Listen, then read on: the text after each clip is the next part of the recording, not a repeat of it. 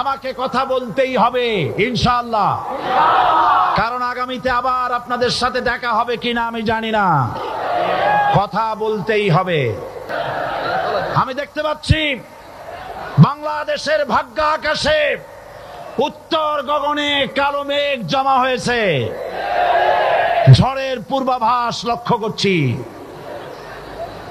যদি মোকাবেলা করতে না পারেন সক্ষম ভাবে, এমন অন্ধকার গাঢ় কালো অমাবস্যার রাত আসতে পারে যার সুবে সাদেক হওয়া অসম্ভব। সুতরাং আপনারা কি কাপুরুষের মতো কাফের মুশরিকদের গোলামি করে মরতে চান? বিড়ালের মতো 500 বছর বেঁচে থাকার কোনো লাভ নাই। সিংহের মতো 1 ঘন্টা বাঁচতে চাই। আমাদেরকে বলা হয় সাম্প্রদায়িক উস্কানিমূলক কথা নাকি আমি বলি। সাম্প্রদায়িক উস্কানিমূলক কথা বলি, সেই জন্যই বোধহয় শত শত মুসলিম আমাদের কাছে এসে মুসলমান হয়। মানুষে আর বোকা বানানো যাবে না। যাবে কি? আর বোকা বানানো যাবে? তারপর বলছে কি, এরপরে বলছে আমাকে বলছে রাজাকার। শুনে রাখো চট্টগ্রামের লক্ষ লক্ষ জনতা, পার্লামেন্টে যখন আমাকে এই কথা বলা হয়েছিল, আমার পার্লামেন্টের কলিগ জাফরুল্লাহ চৌধুরী সাহেব বসে আছেন এখানে, প্রধানমন্ত্রী সুদ্ধা, অন্তত 3 শতাধিক পার্লামেন্টের সম্মানিত সদস্যরা সেদিন বসা। 1997 সনের বাজেট বক্তৃতা যখন আমি করতেছিলাম, ডক্টর কুদরতে খোদা, নাম রাখছে কুদরতে খোদা, আসলে গজবে খোদা। এই লোকটি নাস্তিক, ইসলামের চূড়ান্ত দুশমন। তার প্রণীত শিক্ষা ব্যবস্থার যখন সমালোচনা করছিলাম, ট্রেজারি বেঞ্চ থেকে আমাকে বলা হলো রাজাকার। আমি আমার সমস্ত শক্তি একত্রিত করে বলেছিলাম শুধুমাত্র হিন্দুস্তানের রাজাকারেরাই আমাকে রাজাকার বলতে পারে। আমি বলেছিলাম 1973 সন পর্যন্ত আমি বাংলাদেশের কোন রাজনৈতিক দলের নেতা এবং কর্মী ছিলাম না। আমি রাজাকার নই। আমাকে রাজাকার বলে যদি তাকেও প্রমাণ করতে না পারে 10 কোটি টাকার মানহানি মামলা দায়ের করব। আমার এই বক্তব্য সারা দুনিয়া শুনেছে। পার্লামেন্টে আমার এই বক্তব্য রেকর্ড হয়ে আছে। সেদিন 3 শতাধিক পার্লামেন্ট মেম্বারের কেউ আমার চ্যালেঞ্জ গ্রহণ করেন নাই। যে কোনো ব্যক্তি পার্লামেন্টে গিয়ে আমার বক্তৃতা দেখে আসতে পারেন। এরপরে 1997 সনের 7 অক্টোবর দৈনিক জনকণ্ঠ পত্রিকা যখন আমার বিরুদ্ধে লিখলো, সেই পত্রিকায় সাইদির ওপেন চ্যালেঞ্জ 8ম পাতা, 1997 7 অক্টোবর, এত বড় 2 কলমে হেডিং। সেখানে আমি বলেছি বাংলাদেশের সকল সাংবাদিক, গোয়েন্দা বিভাগ, বাংলাদেশের সকল বুদ্ধিজীবীকে আমি আমার পিরোজপুরে আমন্ত্রণ করছি। আমার উপস্থিতিতে যদি কেউ প্রমাণ করতে পারে বাংলাদেশের স্বাধীনতা যুদ্ধের বিরুদ্ধে আমার কোন ভূমিকা ছিল, সজ্ঞানে স্বেচ্ছায় জাতীয় সংসদের সদস্য পদ থেকে পদত্যাগ করব। 3 বছর পার হয়ে গেছে, আজ পর্যন্ত কেউ এই চ্যালেঞ্জের মোকাবেলা করে নাই। সুতরাং আমাকে যারা রাজাকার বলবে তারা পিতৃ পরিচয়হীন অবৈধ সন্তান। 1971 সনের, শোনো মুসলমানেরা, 1971 সনের কোন কাদা সাইদির গায়ে লাগে নাই।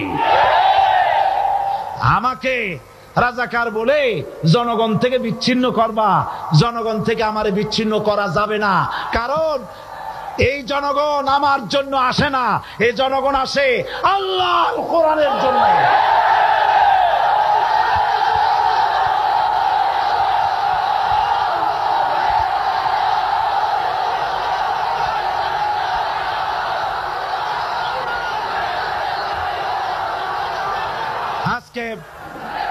আর যারা ইসলামের কথা বলে, যারা ইসলামের কথা বলে তারাই রাজাকার।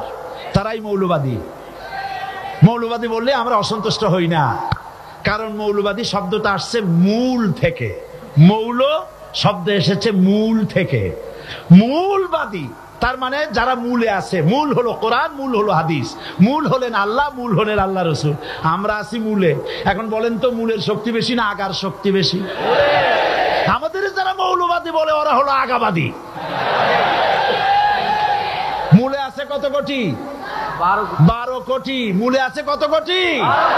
আর আমাদের যারা মৌলবাদী বলে ওই থাকো গাছের আগায়, আমরা মূলে। লাভালাভি বেশি করবা না, 12 কোটিতে গাছের গোড়া আসতে নানা দেবে, মামু বাড়ি দিল্লি গিয়ে পড়বা, বাংলার জমিনে জায়গা হবে না। এ কথা বিশ্বাস করো। বাংলাদেশের মুসলমানদের শরীরে এক বিন্দু রক্ত থাকতে শয়তানের তৈরি করা ধর্ম নিরপেক্ষ মতবাদ বাংলার জমিনে কায়েম হতে দেওয়া হবে না, হবে না।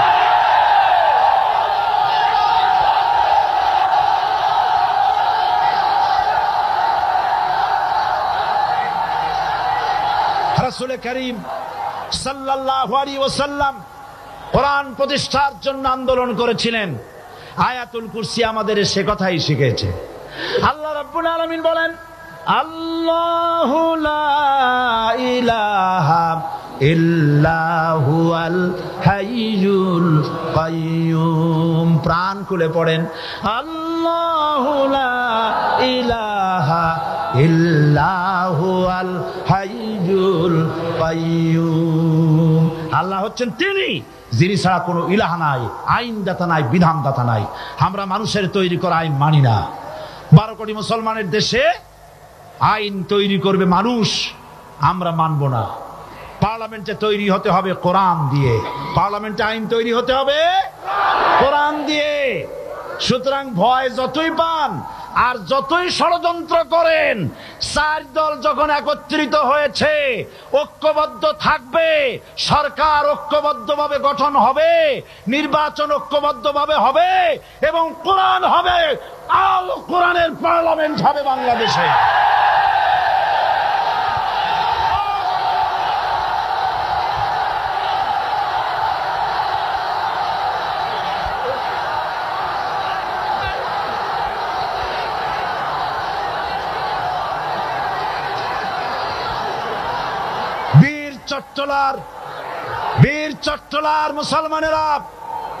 বীর চট্টলার মুসলমানেরা স্বাধীনতার ঘোষণা, এই চট্টগ্রাম থেকে স্বাধীনতার মহান ঘোষক প্রেসিডেন্ট জিয়াউর রহমান সাহেব দিয়েছিলেন। এই চট্টগ্রাম থেকেই ইসলামী রাষ্ট্রের ঘোষণা হবে।